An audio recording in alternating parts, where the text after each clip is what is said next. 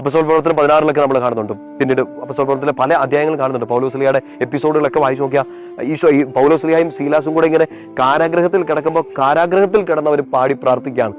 അപ്പോസ്തലർ രാത്രികാലം ആരാധിച്ചപ്പോൾ ചങ്ങല പൊട്ടി, ബന്ധിതരെല്ലാം മോചിതരായല്ലോ എന്നൊക്കെ നമ്മൾ പാടി പ്രാർത്ഥിക്കാറില്ലേ?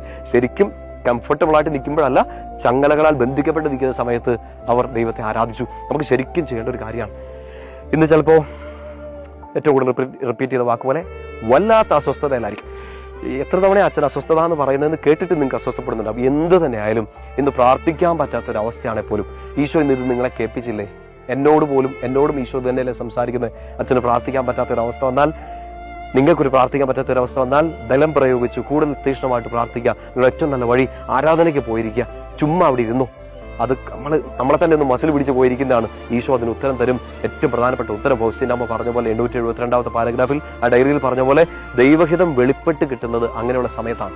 തീരെ പ്രാർത്ഥിക്കാൻ പറ്റാത്ത സമയത്ത് പ്രാർത്ഥിക്കുന്ന ആത്മാക്കൾക്ക് ആത്മാവിൻ്റെ ആ ഒരു വെളിച്ചം കിട്ടിക്കൊണ്ടിരിക്കുന്നു. പ്രിയപ്പെട്ട സഹോദരങ്ങളെ, എല്ലാ അസ്വസ്ഥതകളും ഈശോയുടെ നാമത്തിൽ മാറട്ടെ. എല്ലാ സങ്കടങ്ങളും ഈശോയുടെ നാമത്തിൽ മാറട്ടെ. എല്ലാ വേദനകളും ഈശോ എടുത്തു മാറ്റട്ടെ. ഈശോ ഏറ്റെടുക്കട്ടെ. ആ കൃപയിൽ കർത്താവിനോട് കൂടുതൽ അടുക്കുക. ഈ വേദനകൾ നിന്നെ ഈശോയോട് കൂടുതൽ അടുപ്പിക്കട്ടെ.